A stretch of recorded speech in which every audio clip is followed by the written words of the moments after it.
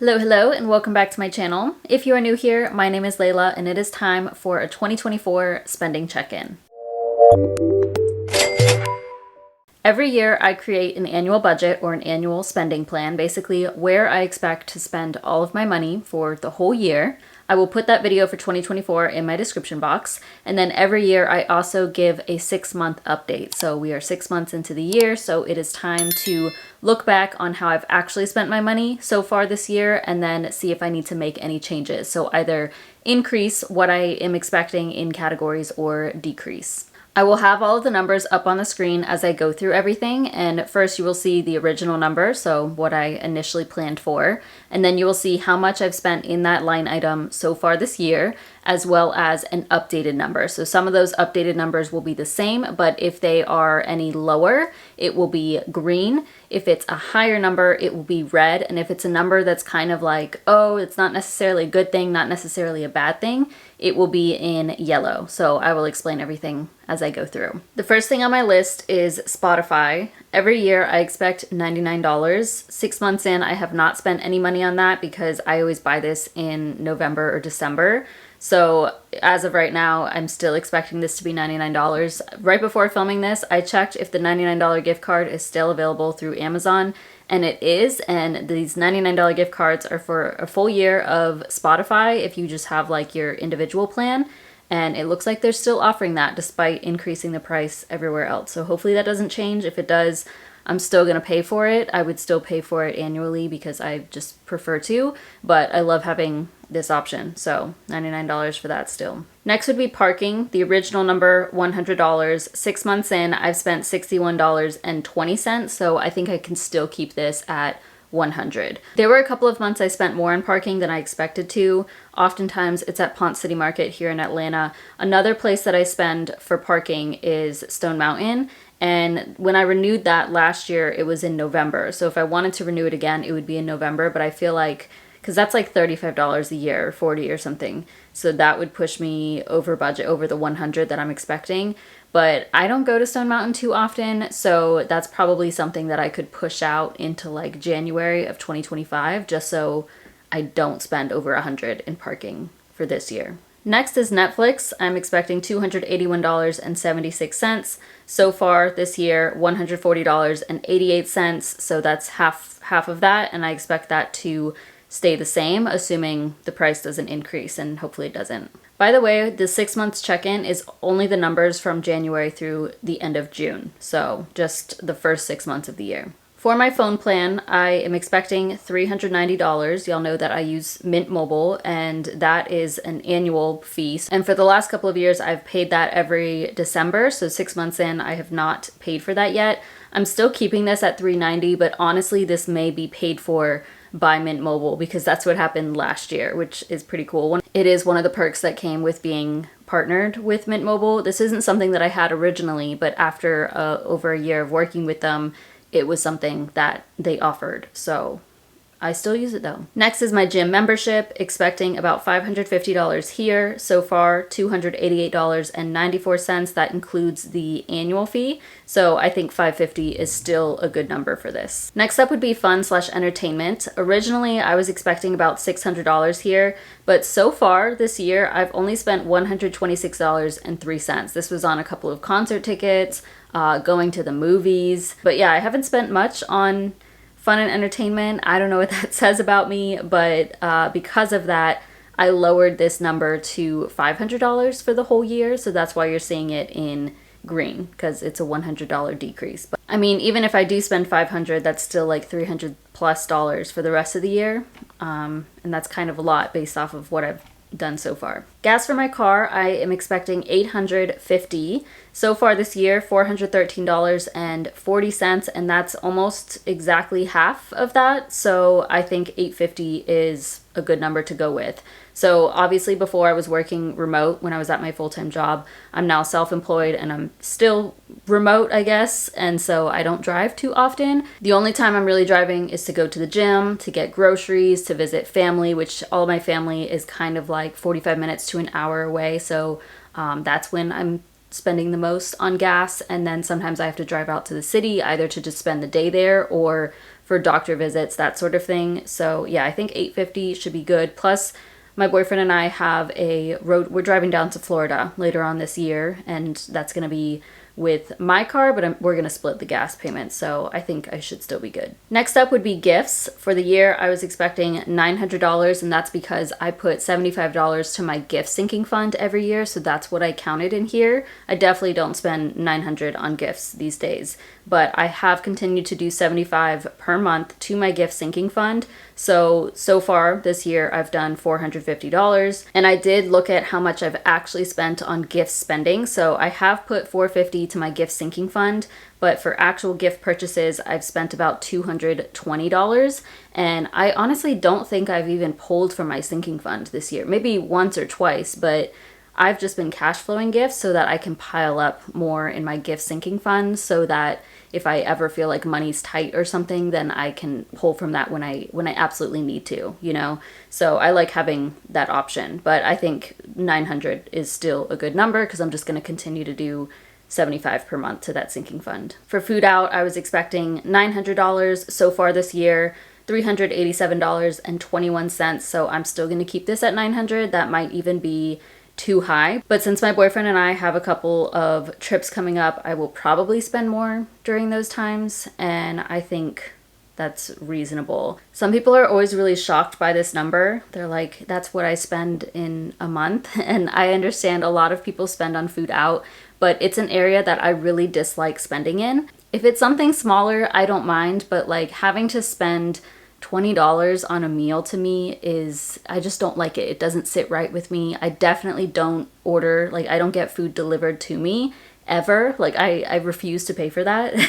And then 9 times out of 10, I just know that I can prepare the meal myself just as well, or if not better, and definitely much healthier. And it's gonna cost less for me to do that. Another thing is that sometimes my boyfriend and I will go out to eat and he will pay.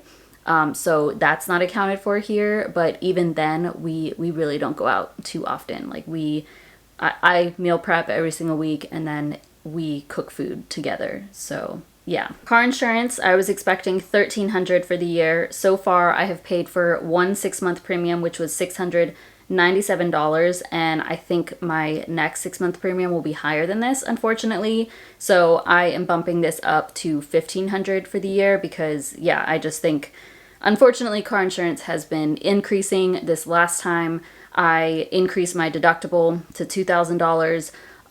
Before that, I had switched from Geico over to Progressive. So I recently switched, and I will make a switch again, but probably not the next time. Maybe at some point next year when, like, if the price jumps too much. It just depends. But yeah, I think this will be closer to $1,500 for the year. Next up is donating. So originally I was expecting about $2,000 for the year. So far I have donated $602.64. I don't recall why this is a random number, but it is. Since I've left my full-time job, I think this will be closer to $1,500. I would love for it to be higher, and hopefully it will be closer to $2,000, but I think $1,500 is more reasonable. I know I had it a little bit higher originally because at my last 9 to 5, they would allow us to donate $500 and the company would match that, which I thought was amazing. So the 2 years that I was there, I did that both years. So I was expecting to do that, but now I don't think I'll be doing, I'm still donating on a monthly basis, but it's probably not going to be as much as I was when I had a full-time job. But that could change. We'll see. So yeah, this one's in yellow because to me, this isn't really, like, I would want to donate more money. So I don't see this as like a positive because it decreased. It's yellow. It's kind of just like neutral. It is what it is. Personal spending for the year, I was expecting $3,000. So far this year, I've spent just about half that, $1,495.72. And I think I can lower this. So I'm going to go down to $2,500 for the year because that's still like over $100 per month. And I don't really want to spend too much on personal. There are some months that I can get carried away, or not carried away. It's just like there's a number of things that I want to purchase and then I end up purchasing. And I know that for me this year, that was January. I spent quite a bit in personal spending. Maybe during Black Friday, I'll spend a little bit more, but yeah, I want to kind of keep this in control, so lowering that down to $2,500. For the dogs, I was expecting about $3,000. So far, $997.01. and I'm still going to keep this at $3,000 just in case. Now, I send my sister money for the dogs every single month. We adopted them together a while ago. We were fostering them. We foster failed on them, meaning we adopted them, and they live with her because they're really attached to each other, but also because she has a fenced-in backyard, and yeah, just makes sense to do that. So I send her $180 per month. That covers their, like, a little bit of their food. It also covers their insurance because we do have pet insurance for the both of them. We've thought about canceling it, but we just don't want something to come up where it's like, oh, we shouldn't have canceled that, you know, because we had the third dog that we had adopted. She passed a couple of years ago, unfortunately, but she, toward the end of her life, there were quite a few things that came up that were very expensive, and we didn't have insurance for her. And had we had insurance, it would have saved us quite a bit of money. So yeah, we just are gonna continue to pay for that. And then if they go to any vet visits or something comes up, we like split that payment. So hopefully nothing comes up, but yeah, I'm gonna keep it at $3,000. Car maintenance for the year, I was expecting about $4,200, and this was because I calculated 350 times 12, which is what I wanted to put to my car maintenance sinking fund each year. I was able to do 350 for the first 4 months of the year, but now I've just been doing 100 per month. So far this year, I've put $1,605.05 to my car sinking fund. So yes, all of this counts as the savings. Like, I did not expect to spend $4,200 on actual car maintenance. That's just me putting money to savings, so I counted it as that. As far as actual spending on car is $88.52 because I got a car wash, and then I got my car registered, got my license renewed, all that sort of stuff. So I haven't even had car maintenance yet this year, but I will probably next month. But yeah, this is another one where I'm really just counting the savings. So for the updated number, I think this will be just $2,300 or so. And I put this in yellow because this is, yeah, I'm saving money, but it's another one where I would rather have it be a higher number because it was going towards savings, so it gets yellow. For household, I originally planned for about $5,000. So far this year, I've spent $4,906.16 because we bought quite a bit of furniture at the beginning of the year for our house. So I'm updating this number to $5,200. So a little bit of an increase because for the rest of the year, I still expect to spend on some things for the house, whether that be like small pieces of home decor or cleaning supplies, so on and so forth. But yeah, obviously the bulk of this was front loaded. Like, this was January, February. We bought the couch, we bought some stuff for the kitchen. We have done a small amount of updates to the house, and then my garden, that was pretty costly. So yeah, all kind of taken care of. So I don't think it'll be anything crazy for the rest of the year. Next is groceries. For the year, I was planning about $5,000, and so far I've spent $2,587.94, which is about half of that. So I think I'm good to keep this at $5,000. Plus, I've been keeping my grocery spending a little bit lower over the last couple of months, so should be good there. Next is travel, and for the year I was planning on $6,000, and this is another one that is $6,000 of savings, not actual spending. So I did put about $6,000 into savings. It was $5,995.57. That was something that I did at the beginning of the year when I had my full-time job. I put $6,000 to savings specific to travel. But what I've actually spent on travel is $172.29. So not too much, and I'm just going to keep this at $6,000. For the rest of the year, I might spend on travel. I know that we're going to Florida. My boyfriend paid for that already, but I'm going to send him like $1,000 for that. We're also going to Wyoming, and that's something that we booked back in December. So that was from last year. And then I did book the rental car this year, but my credit card points completely covered that. So yeah. Health and beauty, I was expecting $6,000 for the year. So far, I've spent $2,980.15, and this one I'm going to lower to about $4,800. And the reason I'm lowering it is because at the beginning of the year, I went into it thinking that I would be getting certain like cosmetic treatments because I have rosacea, redness, and there were these laser treatments that I had saved up for and I was planning to do those. I did do one of them but didn't have a great experience with it. So I decided not to do that. So honestly, I wish I did have a good experience so I could do it, but it's just not worth it to me. So I guess it's a good thing because I'll save money. But yeah, this will still be pretty high because I spend a lot on health and beauty. Mostly on the health side, it's like vitamins, supplements. I get massages every month now. Certain products that I use are a little bit pricier, like some skincare, some body lotion that I use. I think 4,800 should cover everything though. Next is my emergency fund. Originally, I wanted to put $6,000 to my emergency fund. So far this year, I've put $1,339.73 to it. And now instead of $6,000, it's probably going to be $2,000. So this one gets yellow because yes, I'm not going to be spending as much, like saving as much there, but that's not necessarily a positive thing. Like I would definitely rather be putting $6,000 to my emergency fund instead of just $2,000, but it is okay. That was obviously the plan before leaving my full-time job. 2024 Roth IRA planned on $7,000. I did contribute $7,000 to my Roth IRA, so that one is all done. The updated number is $7,000 because that's all I can contribute. And then my 2025 Roth IRA at the beginning of the year, I wanted to also save $7,000 before we got to 2025. So far, I have not saved anything for that, and I think that I will not be saving anything at all for this, so bumped it down to $0. Another one that gets yellow because it's kind of a bummer. I don't see it as a good thing per se, so yeah, it is what it is. Business expenses as well as electronics, which count as a business expense for me. For the year, I was expecting $9,000. So far, I've spent $3,757.27, and I think I can keep this at $9,000. If anything, I might come under this, maybe $7,000 to $8,000. Taxes, I planned for about $10,000. I don't know why. I think I did that because I was expecting to max out my 401k. But $10,000 sounds kind of low based off of like what I was expecting for my income.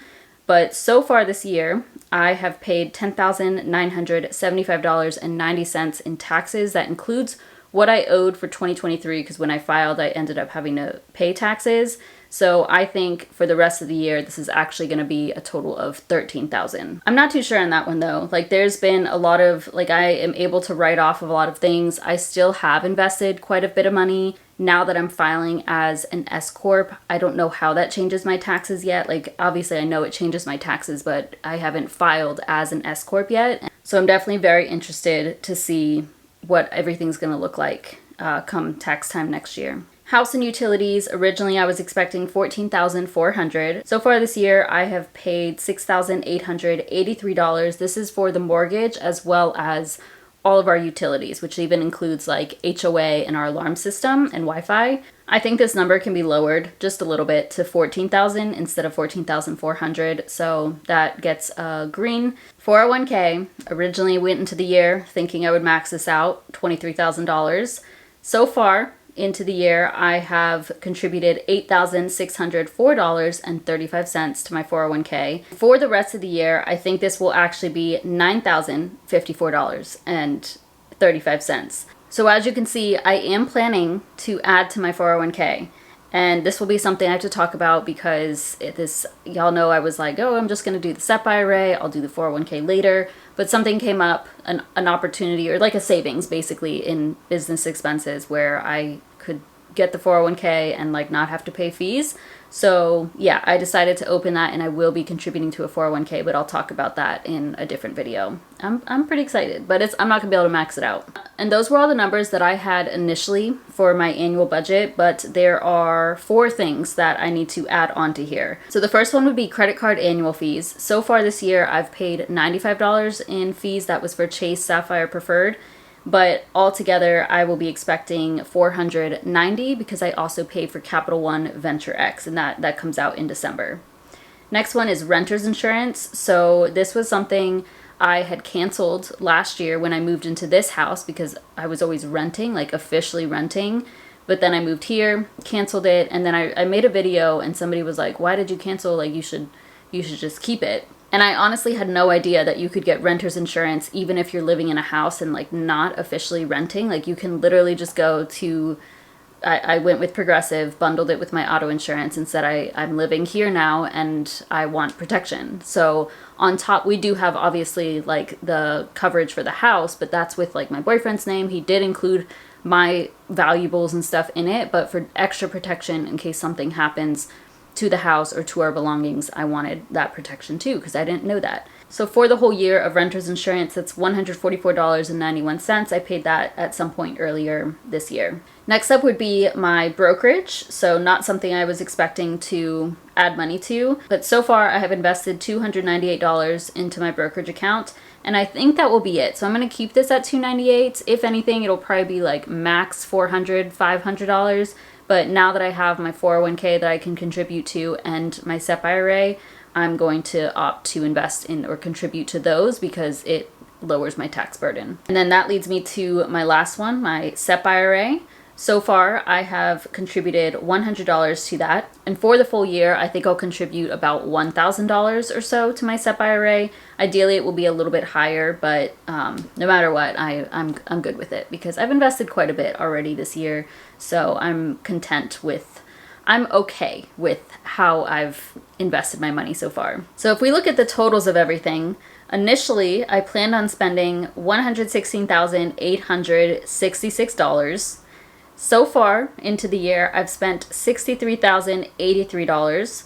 And now for the full year, I'm expecting to spend closer to $92,653. So much lower because I am making less money. I feel like that's still quite a bit of money. And for some context, so far this year, I've made about $60,000. And yeah, that's halfway through. So I should be good to cover the full $92,000 or so of spending, but we'll see how the rest of the year goes. That's an update on my spending so far for 2024. There's probably a couple of things in there that I might have missed, but for the most part, I think I covered anything. I know one thing right now that I'm thinking about it is my health insurance. I didn't count in there, but you know, it's $88.97 per month as of May for the rest of the year. So yeah, y'all get the idea. But for the most part, that is everything. It's going to be about $92,000. $93,000 for the full year. And so far, I think things are looking pretty good. I do really like doing these check-ins, and I really encourage y'all to do an annual budget and then of course check in 6 months to see how things are going. But yes, let me know if y'all have any questions. Otherwise, thank you so much for watching. Please give this video a thumbs up, subscribe if you haven't already, and I'll see you in my next one.